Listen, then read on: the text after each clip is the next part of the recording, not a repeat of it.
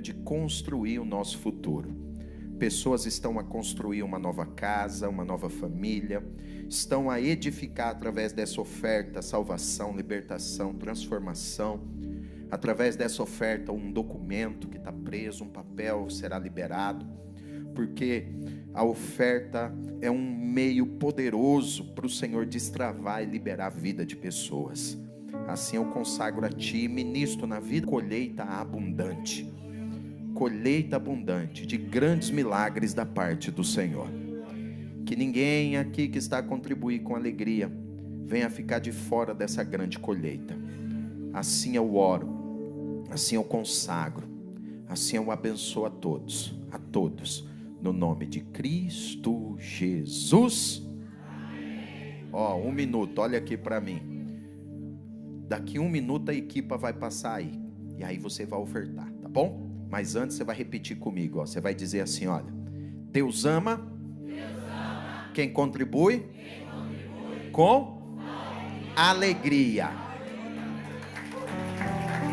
Boa, vai passar aí. Isso, a equipa vai passar aí, os nossos voluntários, tá bom? E eu estou vendo a movimentação lá no fundo. Tem tradução hoje? Tem tradução? Hoje é para quê? Inglês e francês? Amém. Quem está recebendo tradução aí na nave? Na nave? Amém, amém, amém, amém, amém, amém. Ali? Tem mais alguém? Ali também? Amém, amém. Glória a Deus. Bonjour, bonjour. Você sabe que semana passada eu fui inaugurar a IBR Geneve. Glória a Deus. E eu fiquei 5 dias lá. E eu confesso que está até difícil de falar português aqui. Pastor Rodrigo, por favor. Meu amigo, fique à vontade. Vamos aplaudir a Jesus?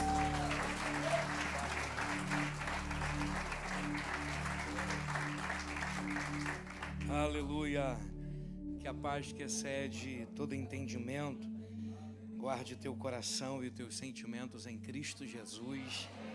Um bom dia, paz do Senhor. Que alegria estar nessa casa espiritual, nesse palácio de louvor. Estar com o bispo Rogério Rocha é um presente de Deus.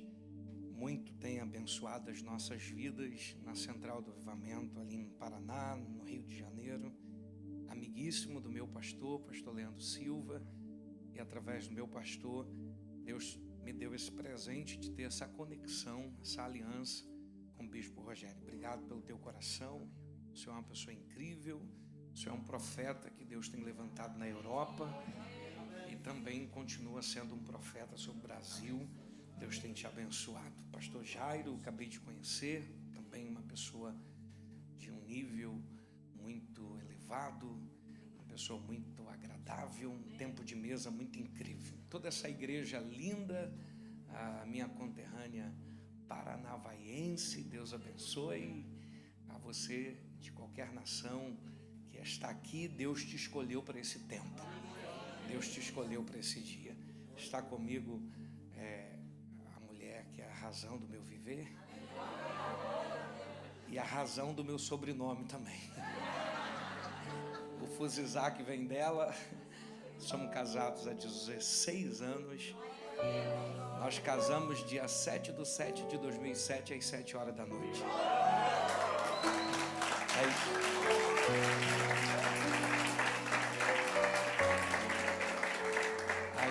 Aí falamos, vamos ter 7 filhos. Aí vai dar trabalho demais esse negócio aí.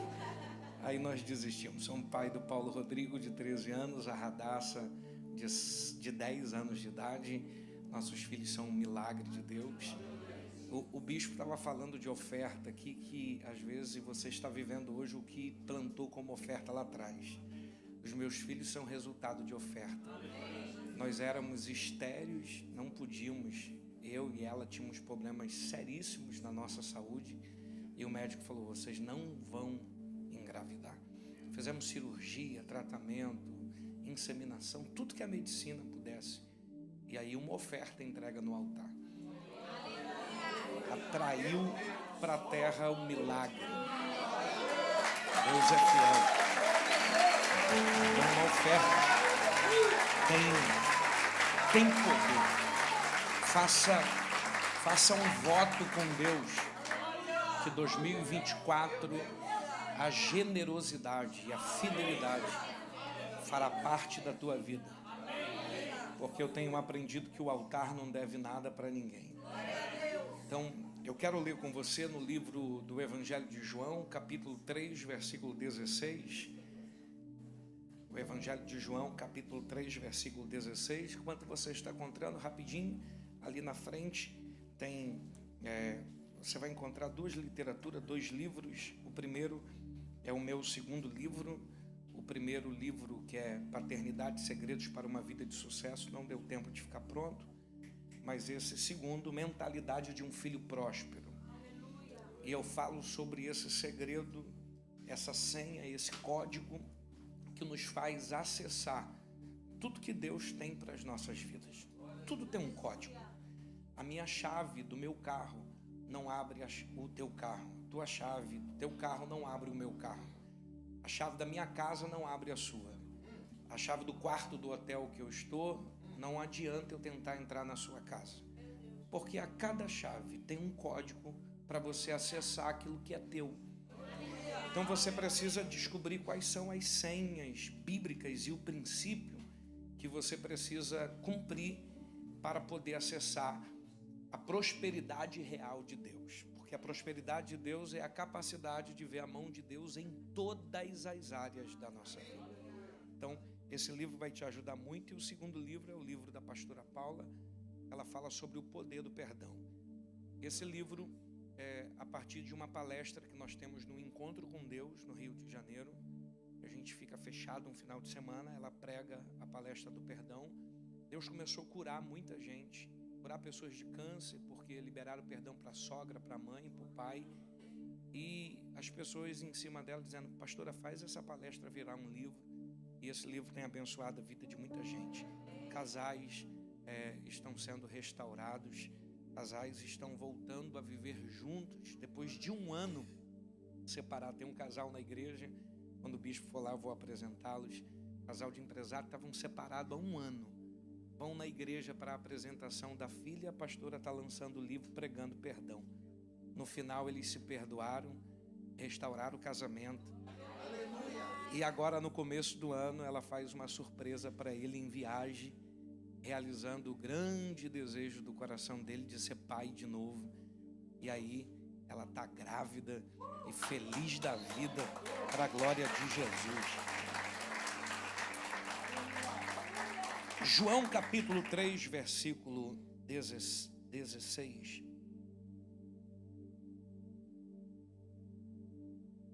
Tem como está aqui já. Eu vou usar bastante o telão.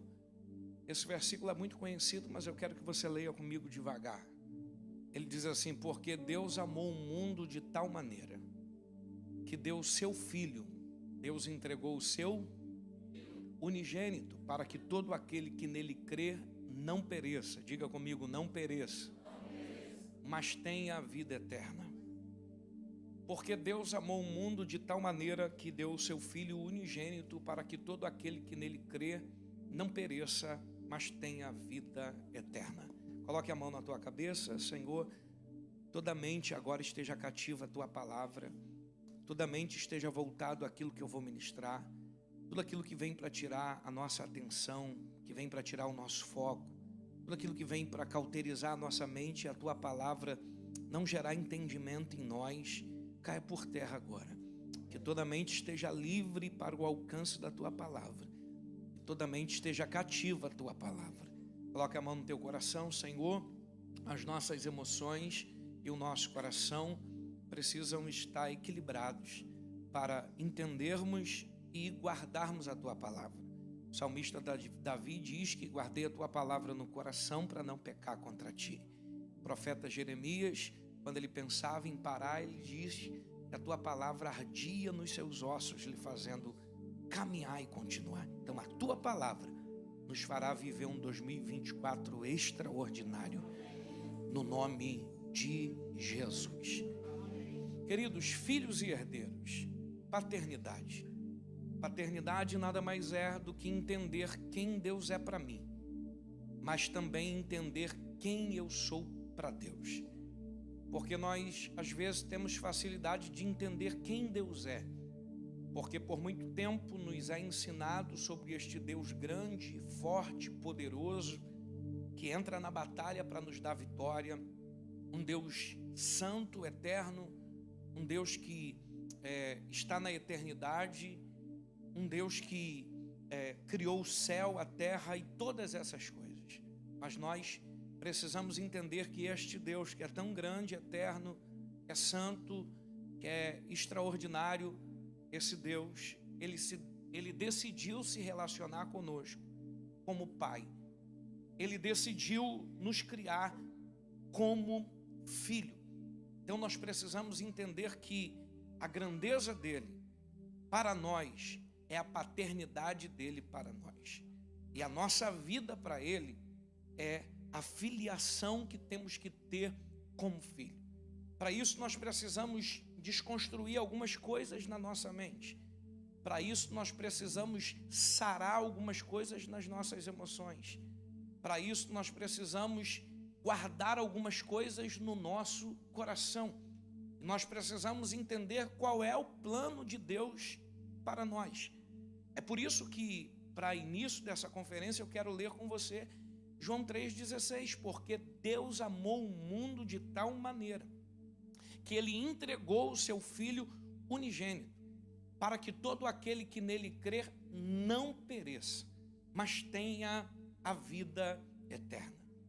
O amor incondicional de Deus derramado sobre o homem, o amor incondicional de Deus derramado sobre a humanidade, ao ponto de enviar o seu Filho para que pudesse ensinar para o homem, mostrar para o homem o caminho da rendição, o caminho da redenção, o caminho de volta para a eternidade, para que o homem então possa não perecer, mas viver uma vida eterna, que é a sua origem, que é o plano original de Deus. Quando eu olho para este versículo, eu vejo que há um plano de Deus para o homem, que ele foi interrompido, e que ele é interrompido às vezes na vida de muitas pessoas. E o plano original de Deus não tem o pereça, porque Deus não criou o homem para o pereça. Deus não criou o homem para sofrer. Deus não criou o homem para padecer. Deus não criou o homem para ser infeliz. Deus não nos criou para vivermos os altos e baixos da vida. Hoje dá certo, amanhã dá errado. Hoje eu estou feliz, amanhã eu estou triste. Hoje eu estou aqui, amanhã eu não sei aonde eu estou. Hoje eu estou vivo, mas na verdade amanhã eu queria estar morto. Deus não nos criou para isso. Mas as circunstâncias e os percalços da vida vão querendo incutir em nós que este é o desejo de Deus. A religião, por um tempo, nos atrapalhou por causa de interpretações errôneas e ensinamentos errôneos, que este é a vontade de Deus. Até porque nem tudo na vida vai ser perfeito. Até porque nem tudo na tua vida vai dar certo. Eu cresci em uma igreja que eu ouvia que o importante era eu ser cheio do Espírito Santo.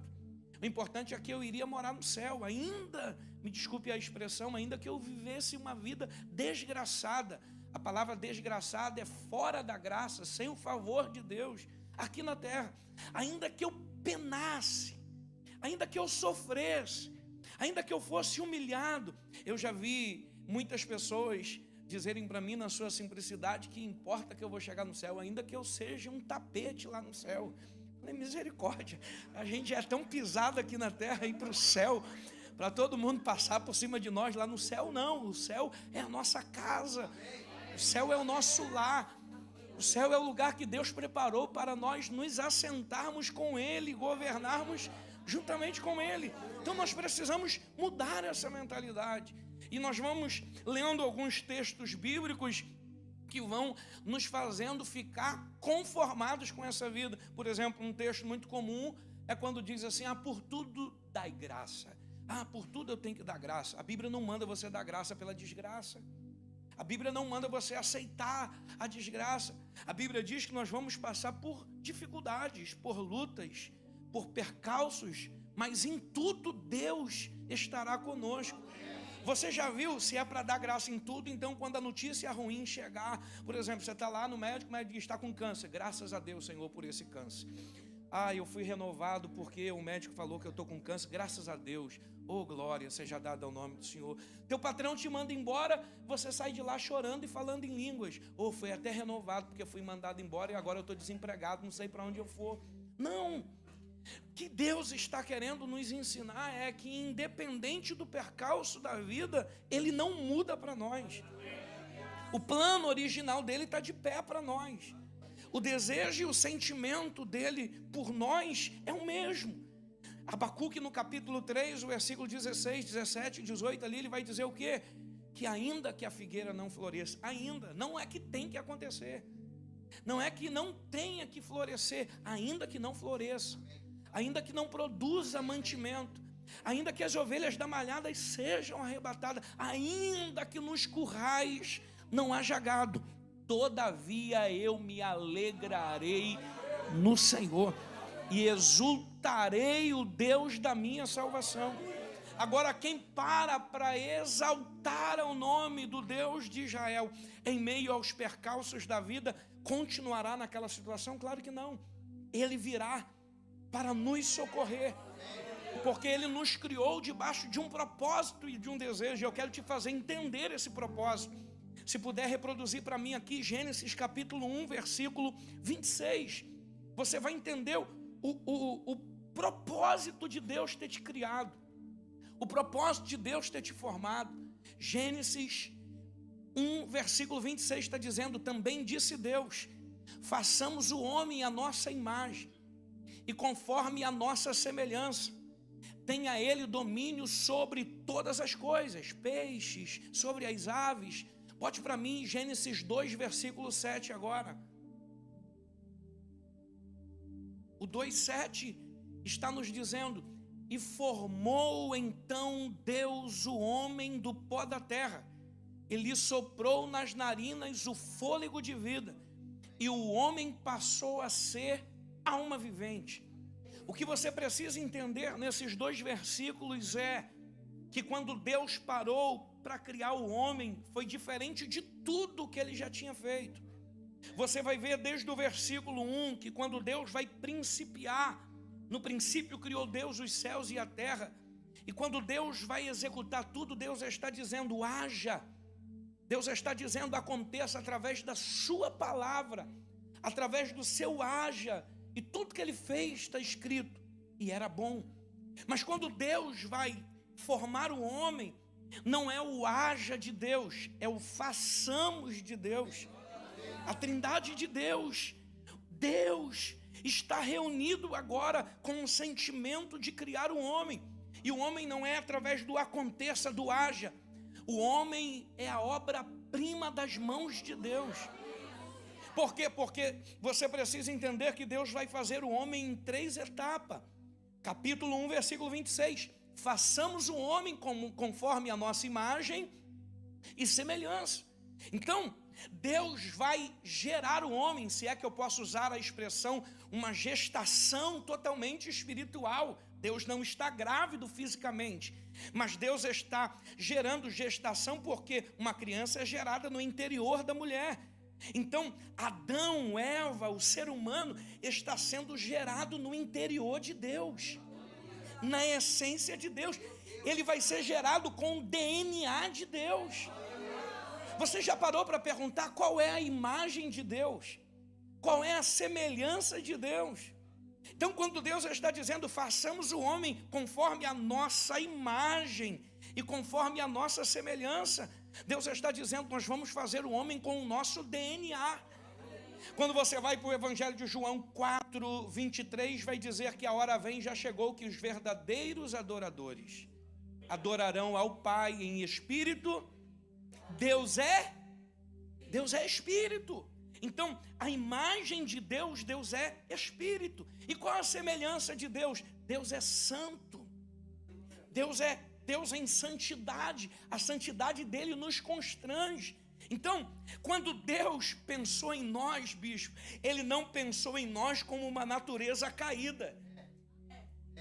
O primórdio de Deus, a primeira etapa de Deus, não é constituir o homem pó da terra.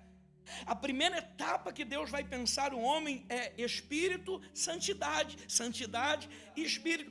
A natureza divina vai estar no homem. Então, Deus não cria o homem para ser uma natureza caída. Deus cria o homem para ser uma natureza divina. É por isso que João 3,16 está dizendo: há uma eternidade para você. E a eternidade nós colocamos assim como, como é que vai ser? Então, a eternidade é o plano original de Deus. É a vida que Deus tinha pensado para nós. Porque o homem não conheceria a morte, não passaria pelo sofrimento. É por isso que na essência do homem está o Espírito, está a santidade de Deus sendo gerada para o homem. Aí capítulo 2, versículo 7, formou o homem do pó da terra. Ele vai dar forma, e depois de ter dado forma para o homem, ele vai assoprar o espírito de alma vivente, e vai colocar o homem agora em vida. E aonde Deus vai colocar o homem? Deus vai plantar o homem no jardim que estava no Éden, no jardim que Deus havia criado para ele. Isso aqui mexe muito comigo. Por quê? Porque nós viveríamos do jardim de Deus para a vida, do jardim de Deus para tudo que Deus havia feito e constituído. E aqui no capítulo 1 e 2, até o homem pecar, está o plano original de Deus, o sentimento de Deus para o homem. Por quê? Porque quando o homem se torna alma vivente, a Bíblia diz que agora o homem é o primeiro tabernáculo de Deus. Deus vai habitar dentro do homem. O homem vai habitar dentro de Deus. E por que Deus está criando o homem? Por muito tempo a gente ouviu, não, nós fomos criados para adorar a Deus. Sim, há uma essência de adoração dentro de nós. Mas Deus não tinha ausência, se é que eu posso atribuir essa palavra a Deus, de adoração. Então, quando Deus pensa no homem, Ele não pensa em alguém só para ali adorar, até porque os serafins estão adorando, os querubins, os anjos os adoram 24 horas, dia e noite, para a gente ter noção de quanto tempo eles estão adorando. Quando Deus criou o homem, o primórdio, o sentimento que veio em Deus não era adoração, era relacionamento. Olhe para a pessoa mais bonita que está do teu lado. Se não tiver ninguém bonito do seu lado aí, olha para o Bispo Rocha aqui. Olha para essa pessoa bonita e diga: Deus te criou para relacionamento. Deus vai restaurar o nosso relacionamento nessa conferência, filhos e herdeiros. É relacionamento. Deus sentia Adão dentro dele, e Adão sentia Deus dentro dele, e eles se relacionavam. Deus vai fazer uma disjuntora, uma companheira para ele, uma mulher. Os dois estão no jardim do Éden, e a ordem de Deus é: dominem e multipliquem. Dominem e multipliquem. Esse sentimento de Deus no relacionamento é que eles vivessem o melhor. Capítulo 1 e 2, você encontra a crise no jardim do Éden. Você encontra escassez no jardim do Éden. Notícias de enfermidade no jardim do Éden. Notícias de crise conjugal. Adão está quebrando pau com Eva. Não, porque no plano original de Deus não tem crise. No plano original de Deus não tem enfermidades, não tem dores. Porque quando Jesus vence a morte, o salmista está dizendo que ele levou sobre si todas as doenças. Ele levou sobre si todas as enfermidades. Sabe por que Jesus levou sobre si todas as doenças e ele venceu o pecado? Porque ele está dizendo: eu estou abrindo a porta da restauração do relacionamento. Eu estou trazendo de volta para vocês o sentimento de serem filhos e viver uma vida eternidade. E para a eternidade que eu criei para vocês, não haverá enfermidade, não haverá males, não haverá crise, não haverá escassez. Então, capítulo 1 e 2 é o capítulo que eu tenho que parar para entender os planos de Deus. O domínio de Deus. Olha o que Adão está vivendo: domínio sobre os peixes, domínio sobre os animais. Nós olhamos agora por Oriente Médio, por exemplo. As pessoas no Oriente Médio têm o hábito comum dos animais de estimação deles serem leões, leopardos. Esses dias eu estava com uma pessoa, a pessoa fala assim: rapaz, esses caras é doido, um bicho desse virar a cabeça e devorar eles. É porque eles entenderam a essência da natureza deles. A essência da natureza não é o homem sentir medo dos animais, é os animais se submeterem ao homem.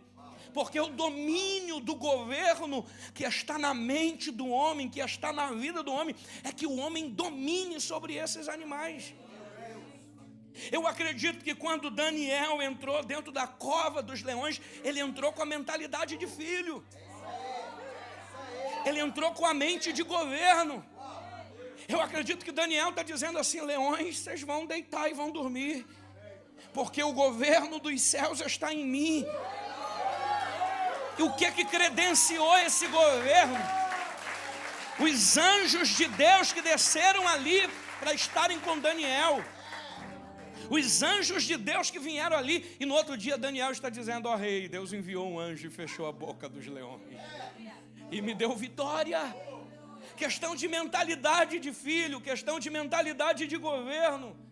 Ele está governando sobre tudo, e hoje nós temos uma geração que é governada. Uma folhinha de erva, de maconha governa um homem. Um copo de uísque, de cachaça, de cerveja governa um homem. Um celular governa um homem. O homem que deveria estar governando está sendo governado por causa da mente e por causa do princípio que foi quebrado. A Bíblia vai dizer que Adão pecou, Eva pecou. Eles pecaram, por quê? Porque eles botaram em questão aquilo que o Pai havia falado, aquilo que Deus havia falado.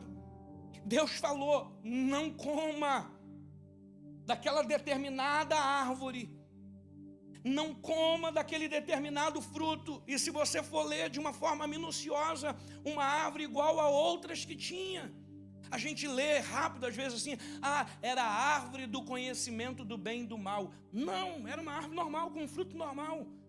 Porque o que estava em questão ali não era o fruto, o que estava em questão ali era o princípio que Deus havia estabelecido para o filho, para não tocar, para não comer. Porque a questão não era o fruto, a questão era o princípio. E que se eles comessem, então quebraria um princípio. E eu tenho uma frase que eu gosto de usar: que quem quebra princípio será quebrado pelo princípio que se quebrou.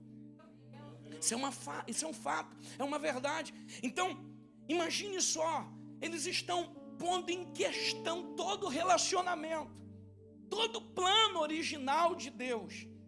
Por quê? Porque estão dando ouvido para a serpente. Pastor, mas como que Satanás vai entrar no Éden para falar? Quem já acessou uma vez sabe o caminho. Ele está voltando para onde? Da onde ele havia sido expulso e saído. E ele vai entrar lá. Mas a questão é isso. A questão não é nem Eva. A questão não é nem ela dar ouvido. A questão é que você vai perceber que Adão estava presente e não falou nada. Porque a serpente está falando com ela, ela vai comer e vai dar também para Adão comer. Deixa eu melhorar a minha fala, trazer para os dias de hoje. Quem tem cachorrinho em casa aqui? Tem alguém que tem? Imagine só, você chegar em casa, marido, e o cachorro conversando com sua mulher. Meu irmão, eu dou uma bicuda nesse cão. Adão está vendo o cachorro conversar com a mulher e não está fazendo nada. Adão está vendo a serpente falar e não está se posicionando. E não é o primeiro dia que ela fala. Ela está falando por dias consecutivos, pondo em dúvida a questão da fala de Deus na tua vida. Porque o diabo, ele nunca vem para te confrontar, ele vem para te colocar sementes de dúvida.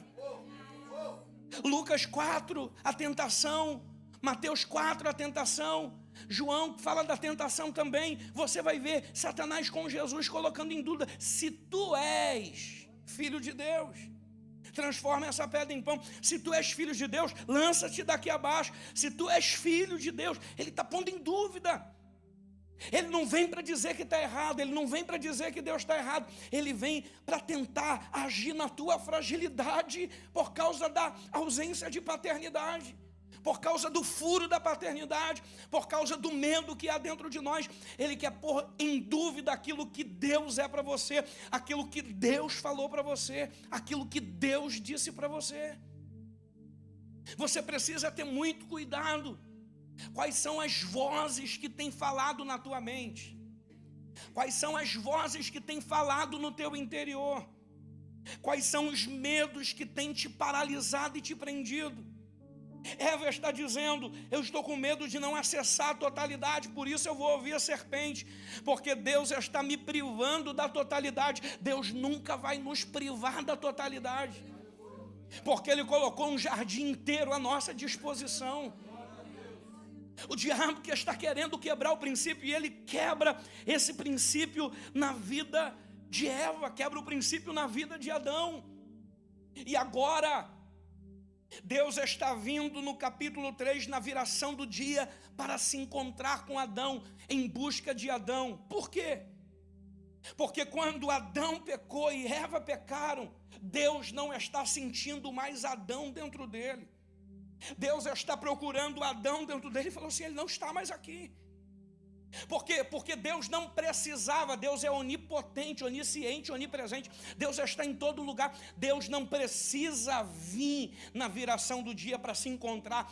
O encontro com Adão era todo instante, todo em momento, todo segundo. Deus estava dentro de Adão e Adão estava dentro dele. Deus só precisa vir quando Adão pecou. Deus só precisa procurar por Adão quando Adão pecou. Deus só precisa perguntar: aonde que você está? Será que Deus não sabia? Será que Deus não estava vendo? A questão é, Deus está dizendo: Adão, não é que eu não sei aonde você está, volte para o lugar da onde você não tinha que ter saído. Adão, eu não sei qual é a voz que você ouviu, mas volte a ouvir a voz que você nunca deveria ter deixado de ouvir. Vem, Adão, aonde você está? O que aconteceu, Adão? O que houve, Adão? Aonde você foi parar? E você sabe da história. Eu não quero me deter aqui, mas ele peca, são expulsos. Mas mesmo Adão pecando, aqui que prova que Deus não era um Deus só, ele era pai. Porque Adão pecou e a gente ouve a vida inteira dizer: e Deus expulsou, e Deus puniu. Deus não expulsa Adão para os punir. Deus expulsa Adão para os prevenir. Porque se Adão continua no jardim de Deus, depois de ter pecado, Adão morreria no exato momento. Ele não teria mais acesso agora à árvore da vida. Ele não poderia mais viver naquele lugar porque ele havia pecado. E aí depois que ele peca, vem todas as sentenças. E aqui eu quero falar um pouquinho com você, que é por isso que talvez hoje nós temos que viver nessa correria. A gente muda de nação, a gente muda de cidade, a gente muda de estado, para tentarmos uma vida melhor, de uma forma melhor. Deus está dando a sentença para Adão, para Eva: do suor do trabalho vocês comerás. A partir de hoje a labuta da vida vai ser difícil. A partir de hoje você vai sentir dores no teu momento de parto. Tem mulher hoje que tem depressão pós-parto quando tem um filho, porque de tanta dor que sente, nunca mais quer engravidar. É a sentença que Deus liberou por causa do pecado. Aí há quem diz: pastor, Deus perdoou. Reproduz para mim aqui Gênesis capítulo 4, versículo 1. Deus perdoou Adão e Eva. Deus estava com eles. Deus puniu eles. Deus abandonou eles. Olha o capítulo 4. Capítulo 3, Deus encontra eles em pecado e expulsa eles. Bota eles para viver ao norte do Éden. Deus tira eles de dentro do jardim, mas eles continuam no Éden que Deus havia criado. Coabitou o homem com Eva, Adão, sua mulher, e concebeu e deu à luz a Caim. Então disse: adquiri um varão com o auxílio do Senhor. Deus ajuda quem Ele pune. Deus pode abençoar a quem quebrou princípio e Deus não perdoou. Deus vai fazer alguma coisa, porque é assim que nos ensina. Você pecou, a mão de Deus vai pesar, Deus vai te quebrar, Deus vai te arrebentar. Você está passando o que você está passando, que você pecou, rapaz. Você deve ter feito alguma coisa muito errada lá atrás na tua vida. Aí tem gente que ainda diz assim: numa outra vida aí você deve ter sido uma pessoa muito ruim. Por quê? Porque está tudo dando errado. Está tudo dando errado porque nós não entendemos quem é Deus. Porque Adão colocou em questão todo o plano de Deus para o homem. Mas mesmo assim, a Bíblia está dizendo: e ela teve um varão com o auxílio do Senhor. Deus está dizendo assim: vocês pecaram, quebraram o princípio, mas o meu amor por vocês é incondicional.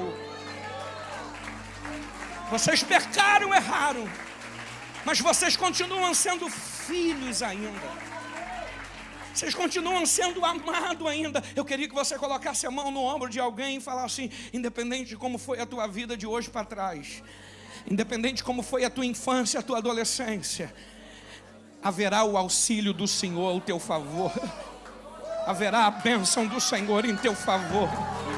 Haverá o socorro do Senhor em teu favor. Haverá o agir do Senhor em teu favor. Deus nunca vai virar as costas para você. Deus nunca vai te abandonar.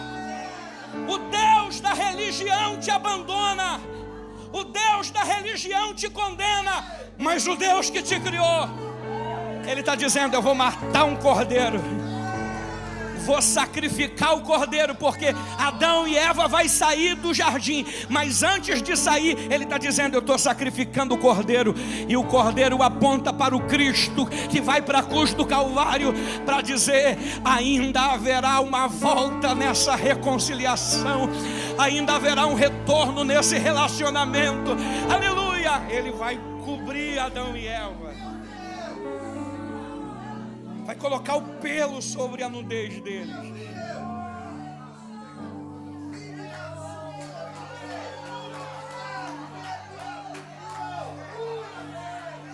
Eu preciso que agora você me empreste as tuas emoções, me empreste o teu coração, porque aqui agora que começa a gravidade para nós, porque nós somos o reflexo disso aqui. Aqui que começa a ausência de paternidade. Capítulo 4, versículo 1: Deus alcançou ela com um varão. Isso dá a entender, é uma linha até perigosa, que ela já tinha filhas. Mas eu fico com a Bíblia diz que agora ela está tendo um varão. Aí ela vai ter Caim, ela vai ter Abel. Versículo 3, vamos passar pelo campo. Versículo 4, eles vão oferecer oferta diante do Senhor. Aqui já dava para entrar eu entro um pouquinho no livro sobre isso. Eles estão oferecendo oferta. Que pastor que tinha naquela igreja ali? Que igreja tinha ali? Mas eu não vou entrar nesse ponto aqui não. Porque dízimo e oferta, só uma deixazinha. Outra vez que eu voltar eu falo sobre isso, não vai dar tempo. Mas só uma deixazinha. Dízimo e oferta é uma questão de relacionamento. Por quê? Porque quem está ensinando para Caim e Abel ofertar? Adão e Eva. E quem que ensinou para Adão e Eva? Então dízimo e oferta é uma questão de jardim de Éden. Jardim do Éden é uma questão de relacionamento com Deus. Mas vamos lá, que não é isso que eu quero falar não. Eu peguei, hein? Deixa eu te falar uma coisa. Aqui que está a questão. Por quê? Vamos correr no texto? Caim oferece uma oferta, Abel oferece uma oferta, e o Senhor se atentou para Abel e para a sua oferta. Aqui eu gosto, meu Deus. Mas deixa eu dar sóessazinha também. Posso soltar só essa? Deus nunca vai olhar para a oferta primeiro. Deus sempre vai olhar para o ofertante. Porque a oferta que você entrega vai para a administração da igreja. Então Deus não olha para o dinheiro que você dá, Deus olha para o teu coração. Porque Deus não recebe a oferta que sai do bolso, Deus recebe a oferta que sai do coração.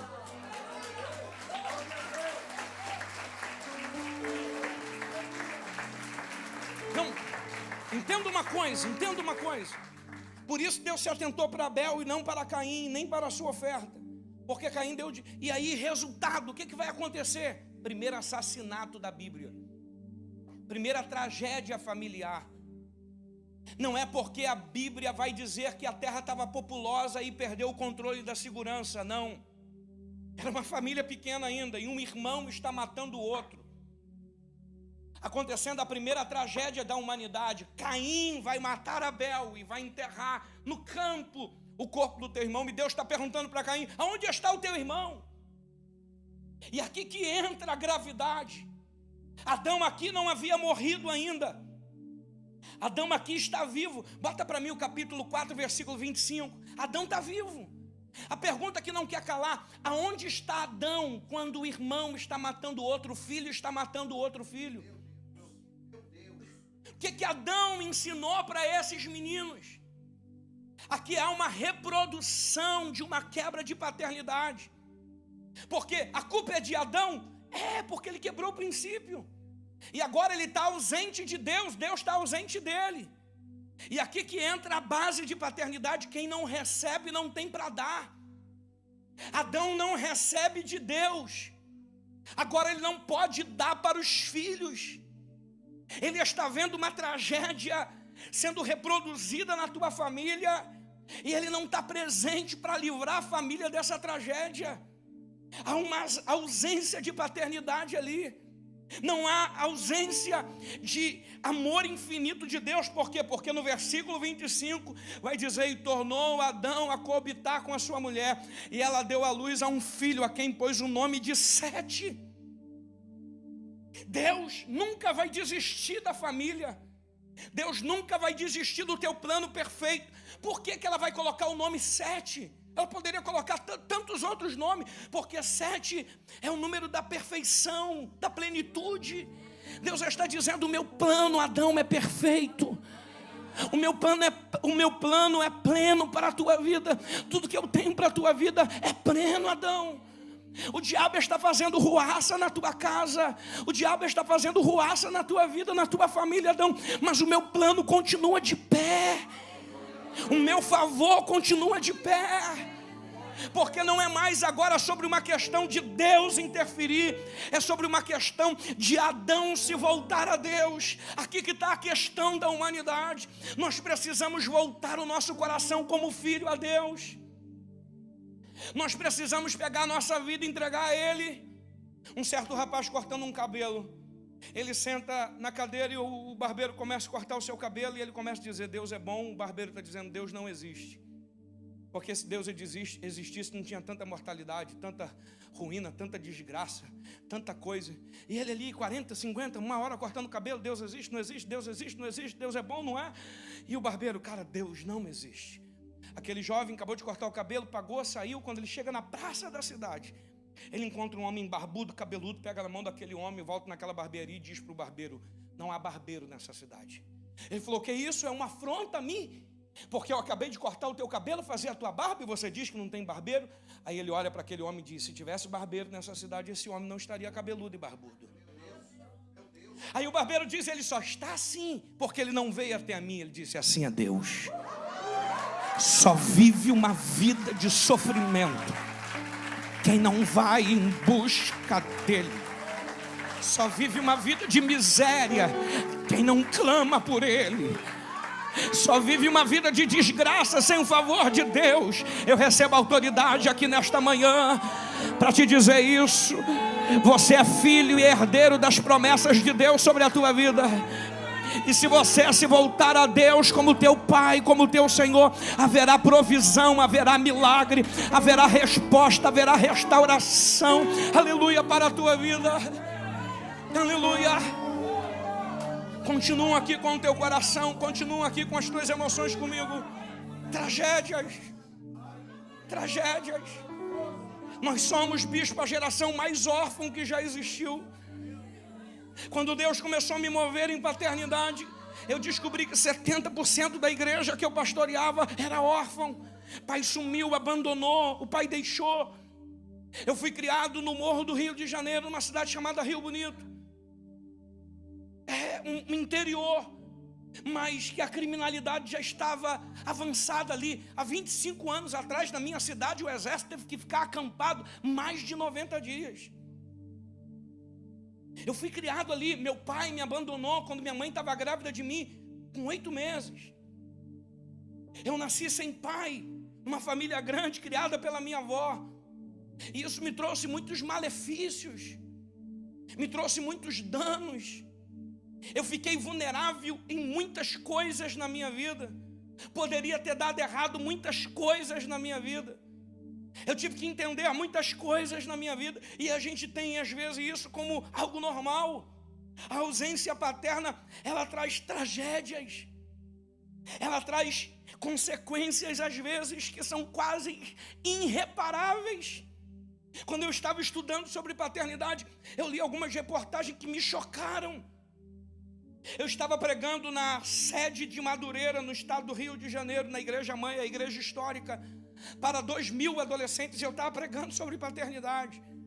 Um jovem saiu correndo, abraçou o meu pescoço e diz: pastor, eu não poderia ouvir sobre esse assunto. O meu pai morreu na sala da minha casa com um tiro na cabeça, na frente de mim, da minha mãe e dos meus irmãos. E eu jurei vingança. Eu ia entrar para o crime para vingar a morte do meu pai. Eu estava lendo uma reportagem no estado do Rio Grande do Sul, ali no Brasil. Uma moça de 15 anos engravida, pastor Jairo. O rapaz fica apavorado, porque ainda tem 16 anos, não consegue assumir a criança. Vai embora para a casa dos pais, que era de outra cidade. A moça, mãe solteira, sem pai. A mãe trabalhava muito. Ela vai se juntar com um rapaz. Esse rapaz, um noiado, não gostava de trabalhar, usuário de drogas.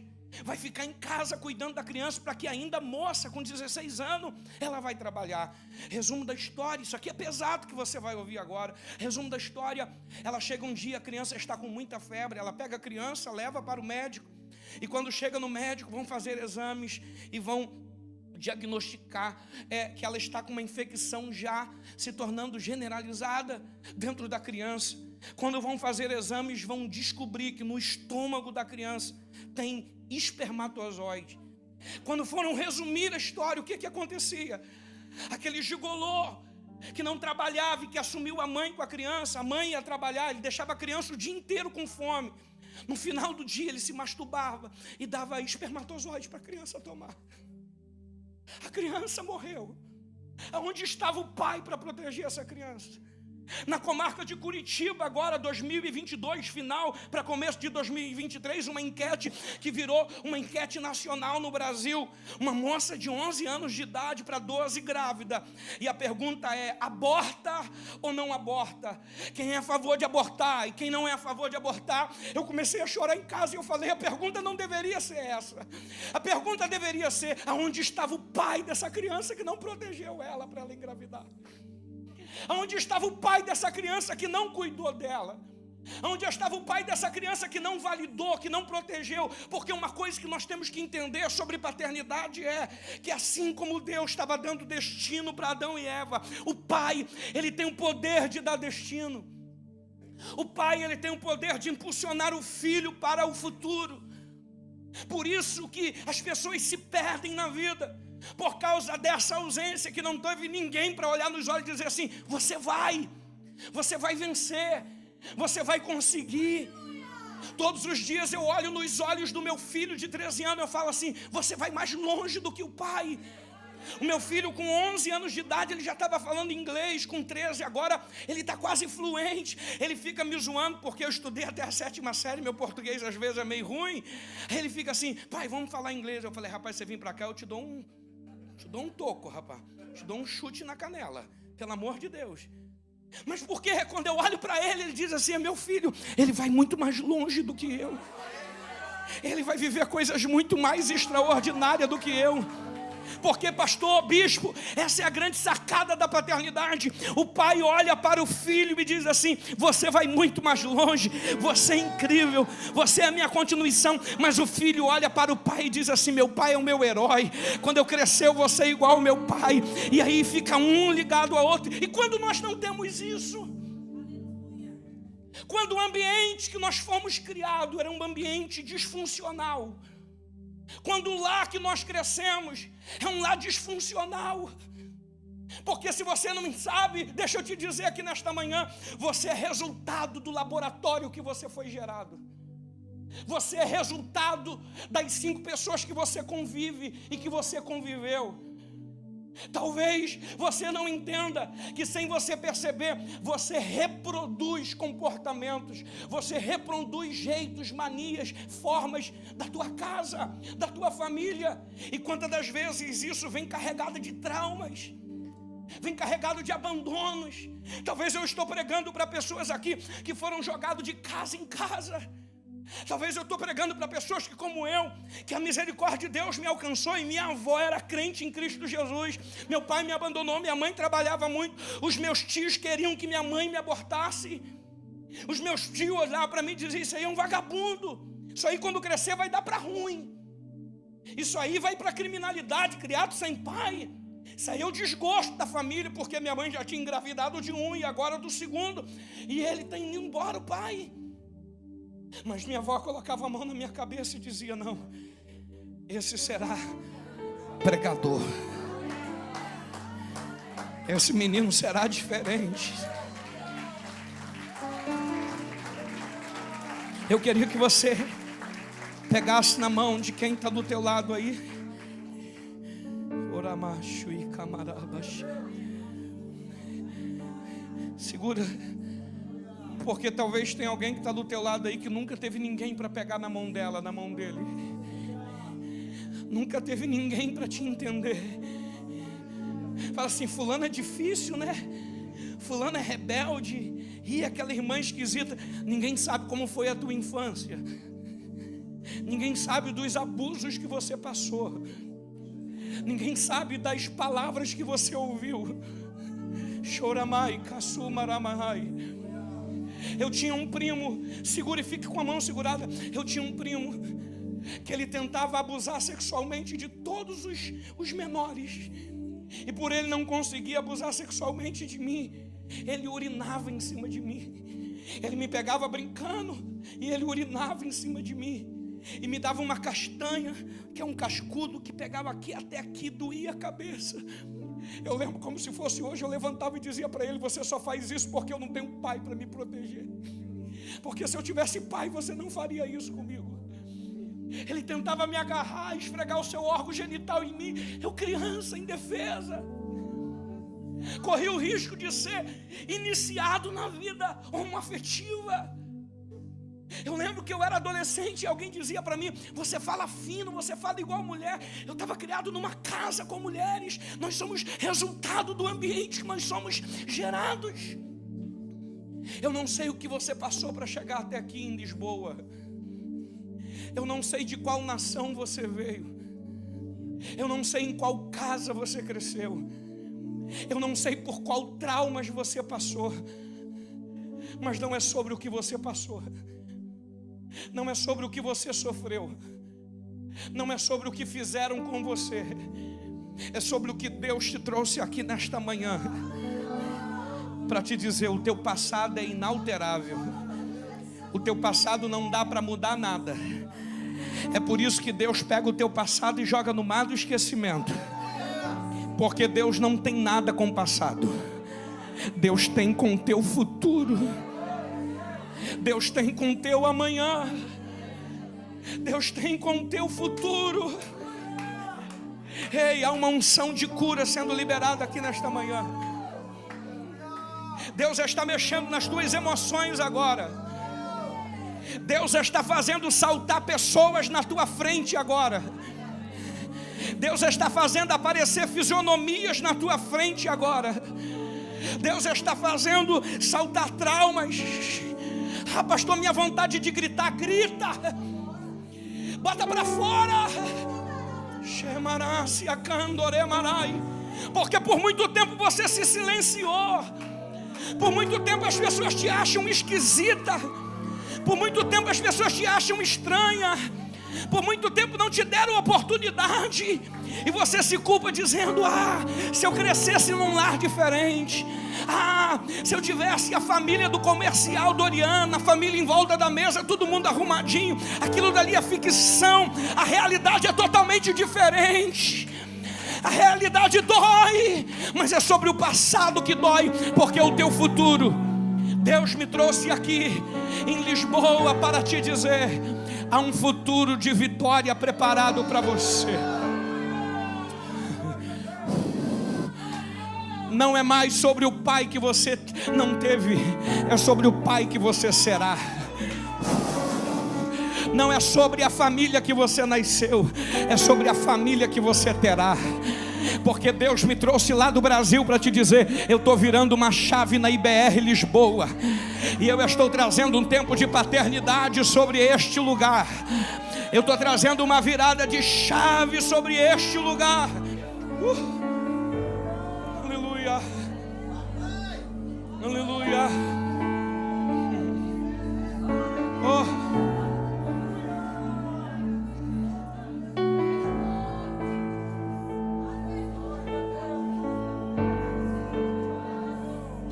Os traumas te atrapalham. É muita coisa. Os traumas te bloqueiam. A ausência paterna, ela cria situações em você que você tem atitudes sem perceber que está tendo. Poderia falar de Abraão aqui, poderia falar de José aqui, poderia falar de Jacó aqui. José, por exemplo, olha o trauma na vida desse menino. O pai envia ele ao deserto, os irmãos perseguem ele, vendem ele. Ele vai ficar 13 anos longe do pai, passa por tudo que passou, sofre tudo que sofreu. Só que Deus vira o cativeiro dele. Ele encontra o lugar da promessa. Gênesis 42. E viu seus irmãos e se lembrou do sonho que teve. E ele era agora o quê? Governador do Egito. Ele estava numa posição de honra de Deus. Mas aqui que está o problema, que tem pessoas, às vezes, bispo, que chega em posição de honra, que Deus o leva, mas chega lá traumatizado, chega lá ferido. Quando José lembra do sonho, se você lembrar de um sonho que Deus te deu e ver ele se cumprindo, o que você vai fazer, rapaz? Você vai se alegrar, você vai dar uma festa. Mas quando ele vê os irmãos, ele reconhece os irmãos, mas os irmãos não reconheceram ele.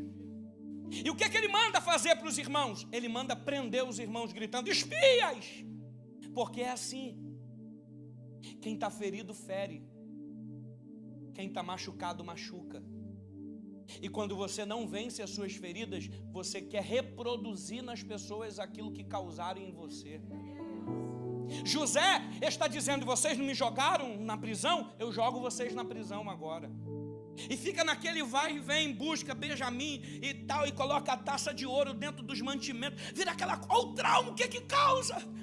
Ele doido para ver o pai, ele doido para encontrar a família, mas ele está doendo, ele está traumatizado. Até que entra a mulher de José e diz assim: meu bem, seus irmãos estão aí, a sua família está aí, está todo mundo aí, e você está perdendo tempo com isso. Olha o que Deus fez. Olha onde Deus te colocou. Não é sobre o processo que você passou, é sobre aonde Deus te fez chegar. Ele manda reunir os irmãos sentados em volta da mesa. Quando os irmãos estão sentados em volta da mesa, ele sai, tira a indumentária e ele diz o quê? Eu sou o José. E quando eles dizem: eu sou José, o Rubem, que era o primogênito, se levanta e diz: agora nós vamos morrer, porque nós mandamos te matar, nós mandamos te vender, nós te causamos mal. Ele diz: ô meu irmão, fica tranquilo, foi o Senhor que me enviou na frente de vocês para poder cuidar de vocês. Como é que está o pai? Como é que está todo mundo? Vamos voltar lá, peguem as minhas carruagens, busquem a nossa família, porque o tempo de provisão chegou para a nossa casa e para a nossa família. Coloque a mão no ombro de alguém, coloque a mão no ombro de alguém e diga: Deus não te trouxe para Lisboa à toa. Deus não te trouxe para essa nação à toa.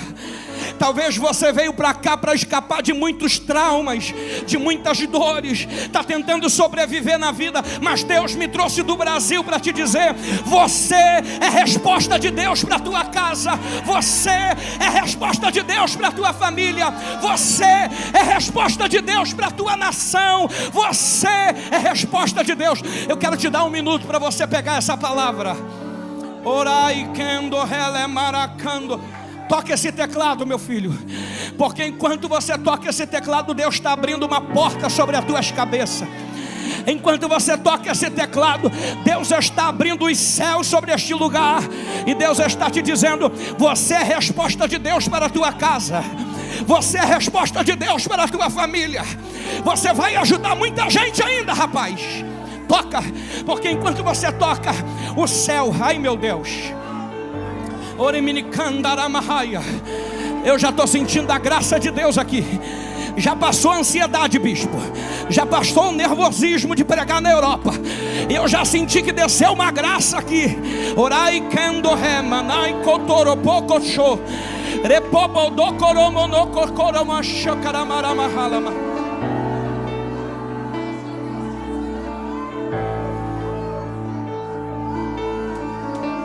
O Espírito de Deus está te abraçando agora, e Ele está te dizendo: você é filho, você é herdeiro.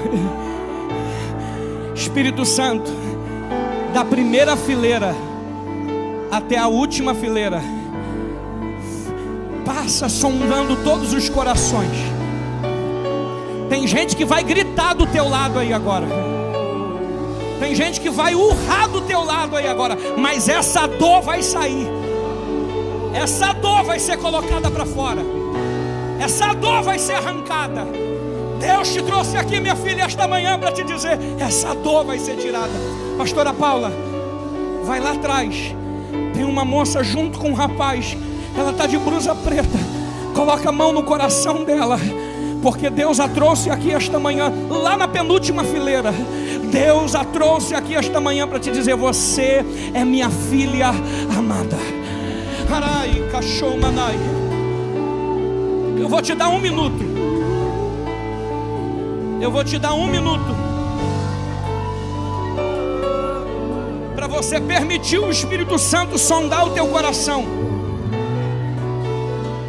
Para você permitir o Espírito Santo sondar a tua alma. Passa agora, Espírito Santo. Passa agora, Espírito Santo. Passa agora, Espírito Santo. Passa agora, Espírito Santo.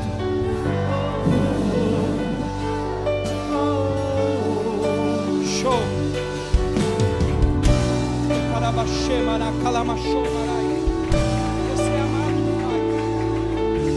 Deus te trouxe aqui esta manhã para te dizer: eu estou virando uma chave.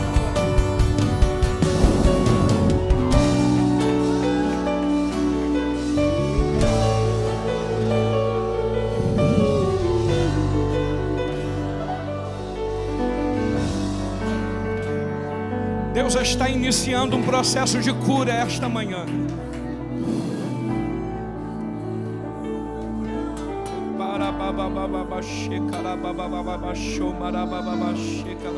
Passa, Espírito Santo. Sonda esse coração, Espírito Santo. Sonda essa alma, Espírito Santo. Cura esse coração agora, Espírito Santo. Cura essa alma agora, Espírito Santo. Cura, cura, cura. Pega, pega. Pega, pega, pega. Chora, maraca, sara, Espírito Santo, toca agora. Começa a ressignificar agora, Espírito Santo. Nós não somos o José que foi vendido. Nós somos o José governador. Traz mente de governo agora para essas pessoas. Shomaramanai. O Espírito de Deus te trouxe aqui esta manhã para te dizer: independente, José, dos 13 anos de cisterna, de prisão, de deserto que você passou, você está no governo. E Deus vai abençoar toda a tua família por causa de você. Essa mensagem é muito propícia para esse dia, porque Deus está te dizendo: independente do que você passou, e faz parte do caminho.